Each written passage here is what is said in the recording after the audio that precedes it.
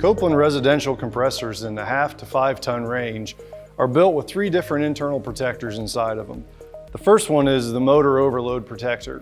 It measures the temperature and the amperage of the motor.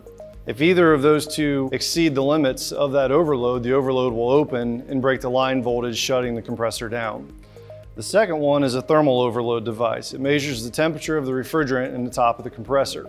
If the temperature exceeds 550 to 625 degrees, it'll open up a channel, filter that refrigerant down to the motor overload, which will shut the compressor down.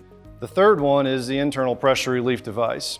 Once the pressure in the top of the compressor exceeds the predetermined limit, a valve will open, channel the refrigerant down to the motor overload, and will shut the compressor off. All 3 of these safeties will reset once they return to the normal operating temperature. So once these limits have tripped, it can take several hours for the compressor to cool back off. So when you go to troubleshoot the compressor, you need to make sure you give it ample time to cool off and verify the temperature of the compressor is not still hot, or you'll get a false diagnosis.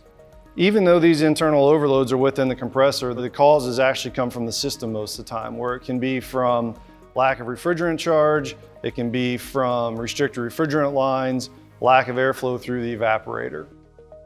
To learn more about internal protection devices, check out the AE bulletins for K5 and K6 models.